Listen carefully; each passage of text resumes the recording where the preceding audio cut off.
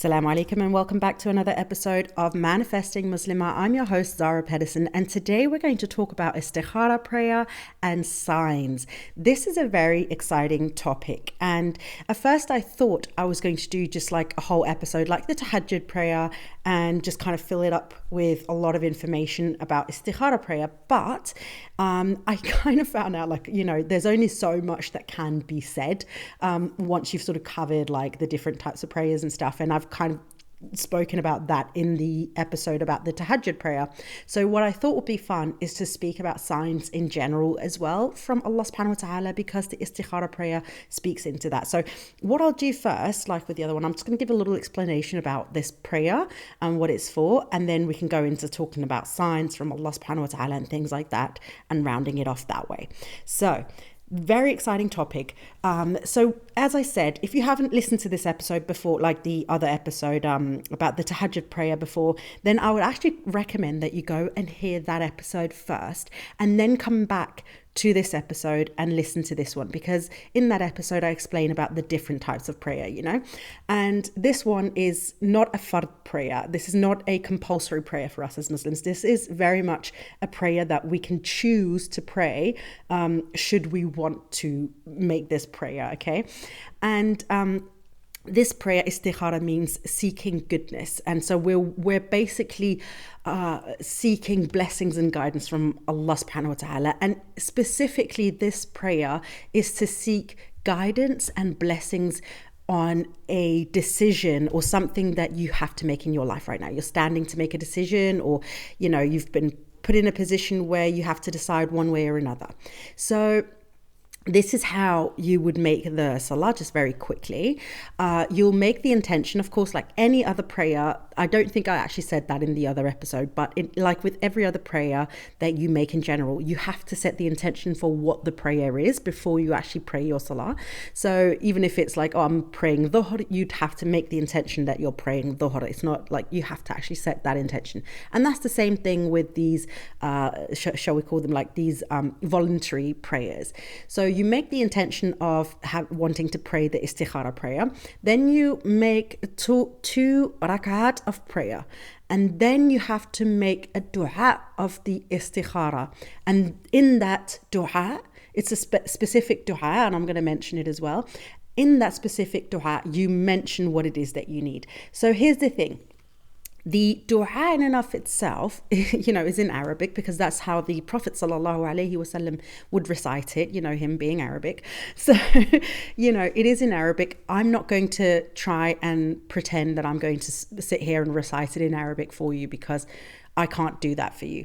But I will give you the English translation. And so there's a couple of things with this. Number one, I'll give you the English translation so you know what it says.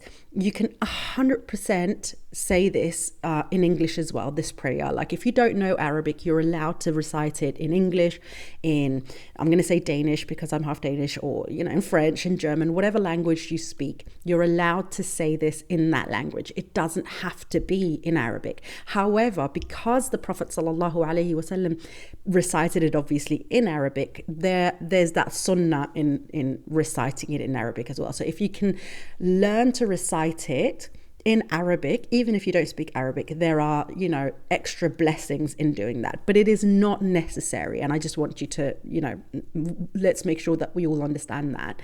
There are blessings in it, but it's not necessary. And there's nothing wrong with, making it in your own language, whatever that may be. Okay.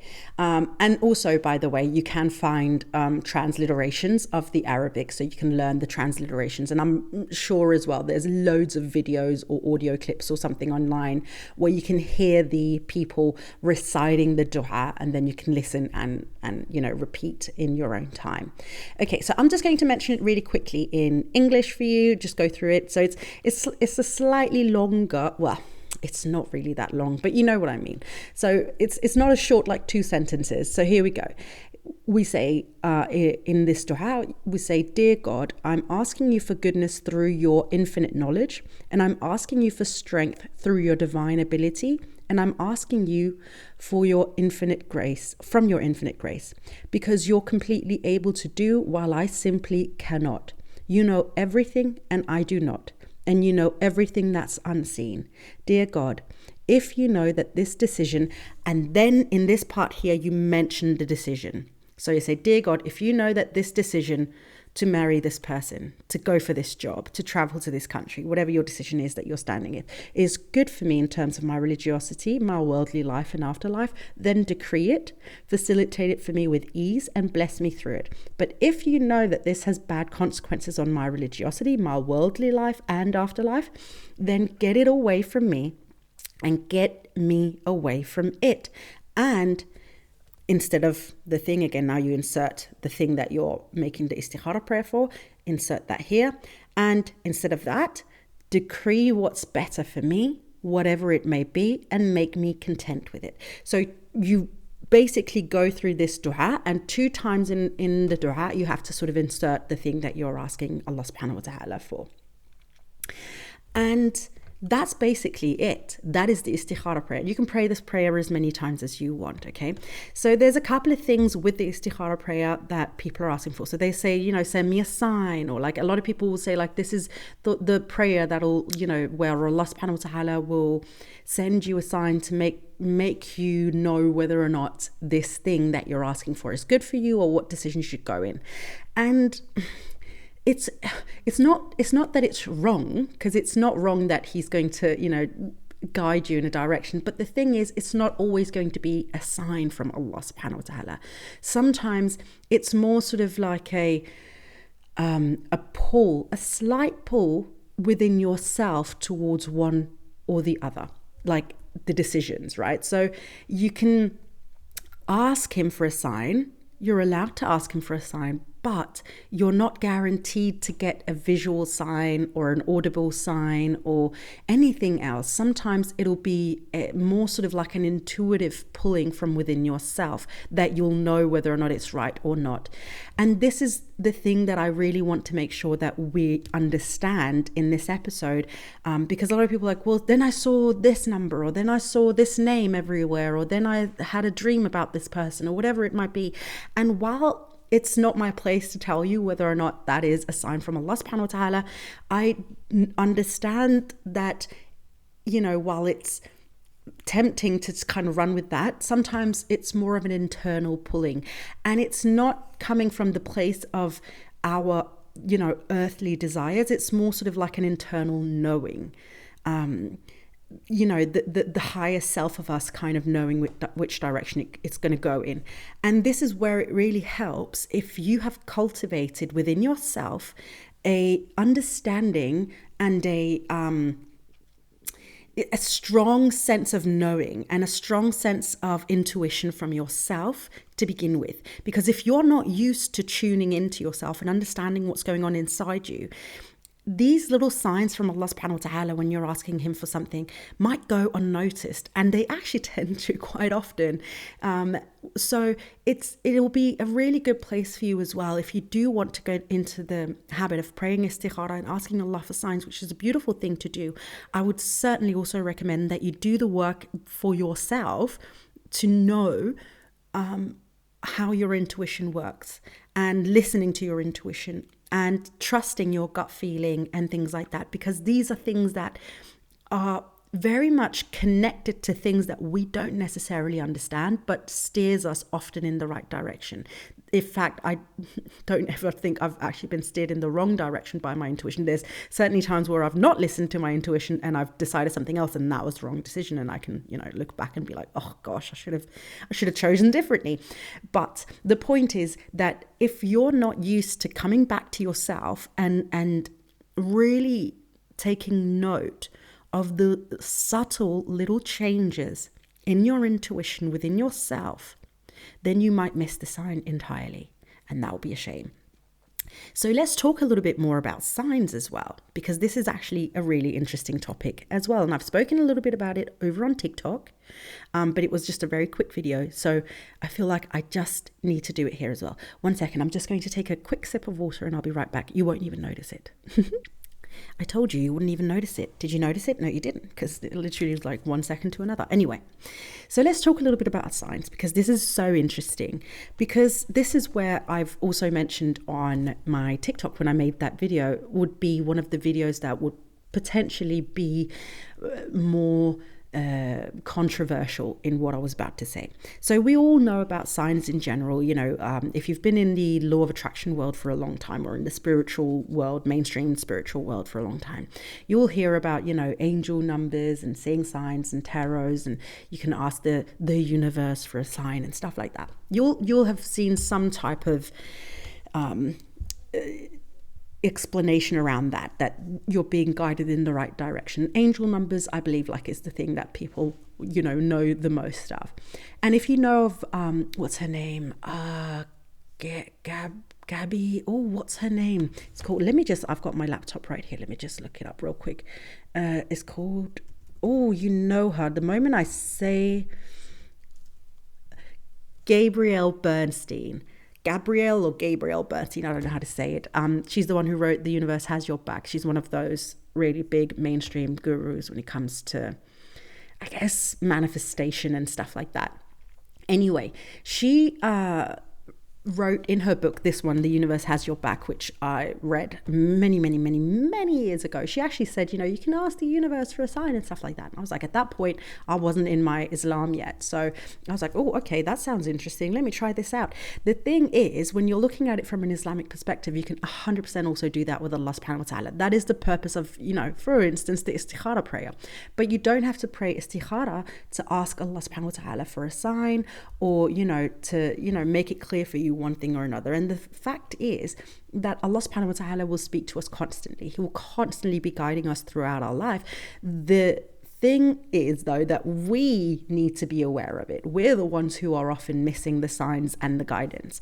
And the thing that I felt like was maybe a bit controversial is that but again, it's not controversial to me, but maybe other people might feel like it's a controversial topic, is that Allah subhanahu wa ta'ala will speak to you where you're at. And if your thing is quote unquote angel numbers, because I don't believe they're angel numbers, they're just numbers that we as humans have put a meaning to, right? But the point is, if we're looking for angels and we like seeing 1111 or 1234 or 222 or whatever it might be, right? The point is that if Allah already knows that you're looking in that direction, He has no reason to send you a sign that is somewhere down the line behind you, because He knows you won't see that, right? Allah subhanahu wa ta'ala is very intentional with what He's doing, and He also knows how to reach us, right? So if we're looking at something and He knows that we're looking for signs within something specifically, a specific flower, a specific scent, a specific name, a specific number, whatever it might be, then it's not to say that He's always doing this, but He could 100% still be sending you guidance and signs in the direction that you're looking. This is the cleverness of Allah subhanahu wa ta'ala. And He's not doing this to confuse us. He's doing it because He knows you're already looking in this direction. So I'm going to send you something that you recognize as a sign. And so there you have it. That doesn't mean that every time you see 1111, that's a sign from Allah subhanahu wa ta'ala. But it could be from time to time a sign from Allah subhanahu wa ta'ala to say, you're good, keep going. But again, that doesn't mean that every sign is from Allah subhanahu wa ta'ala. Sometimes we have a tendency also to hyper-focus and hyper-fixate on things.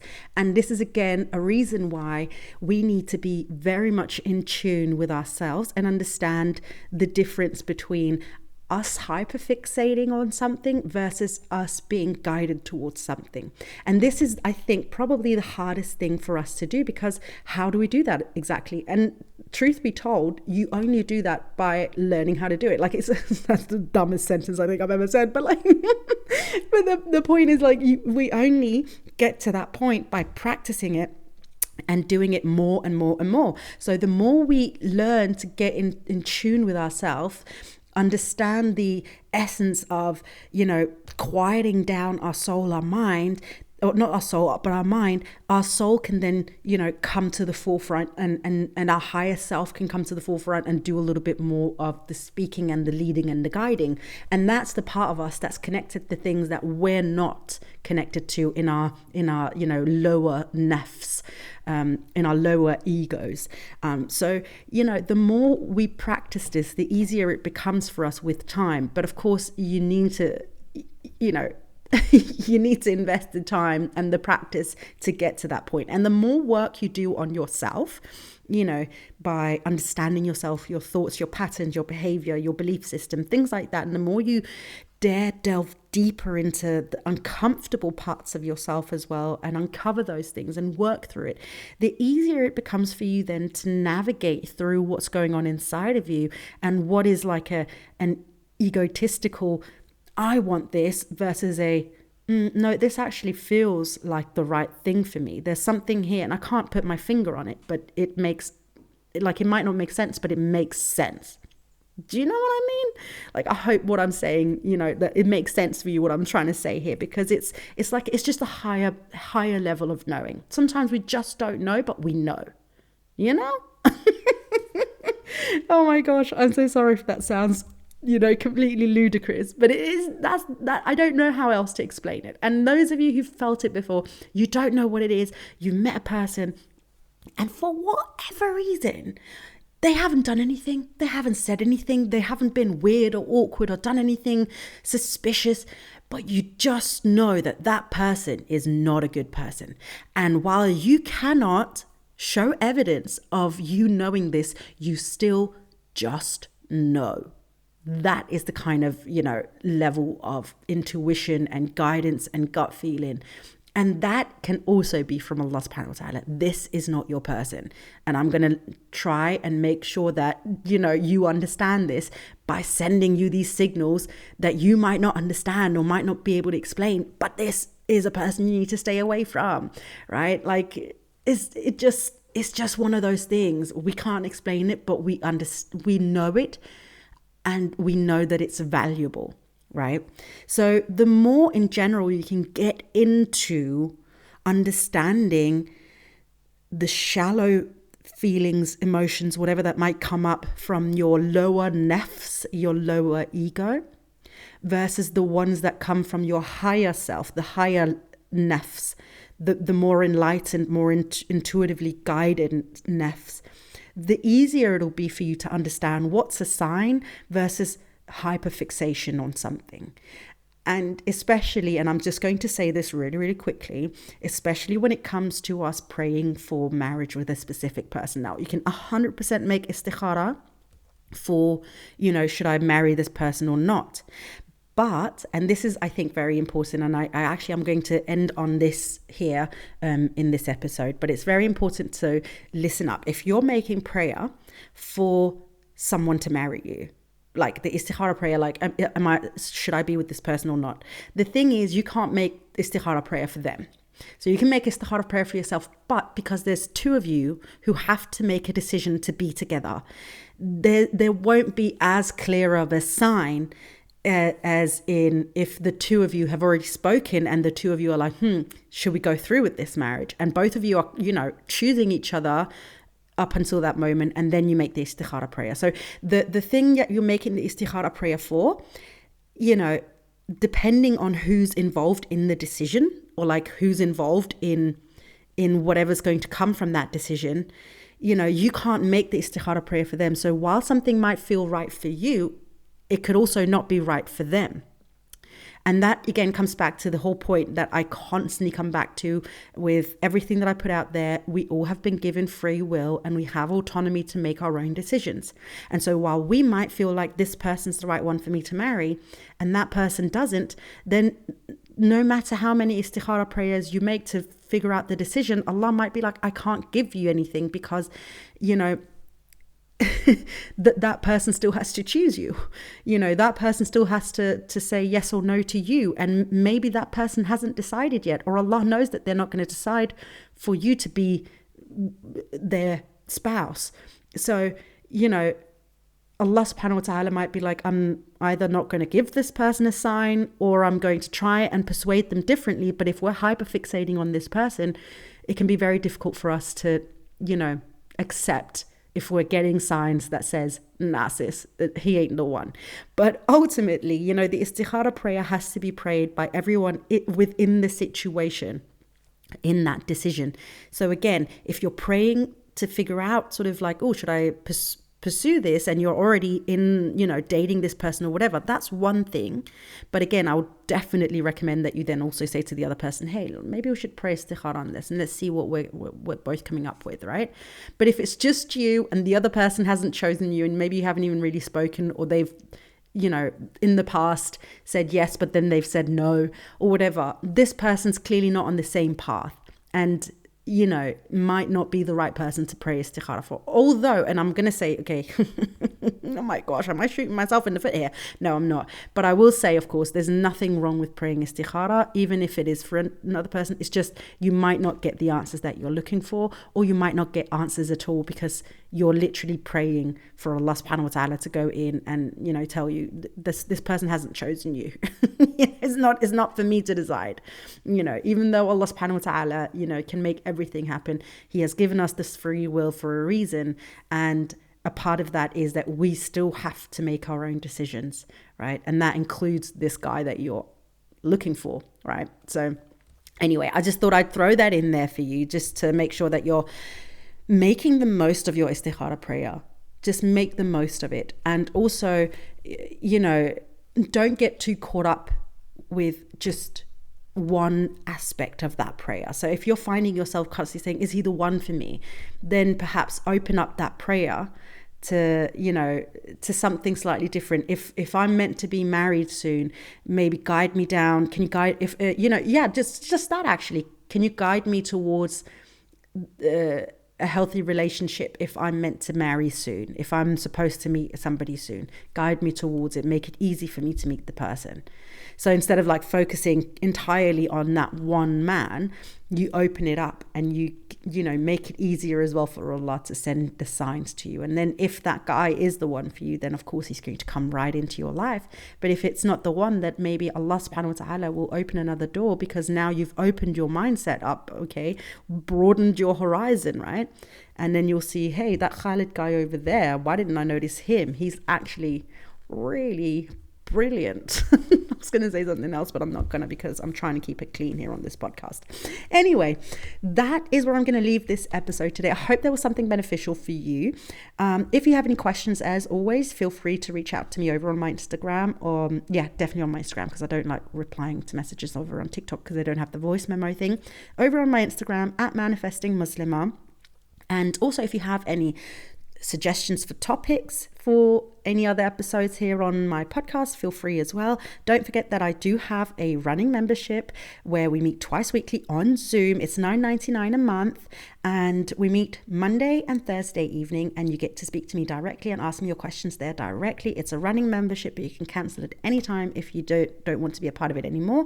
So definitely go check that out as well. There's a link in my Instagram bio, my TikTok bio. And so I hope I'll see you soon. I hope I'll speak to you soon. But until then, my darling friend, please don't forget to live in love.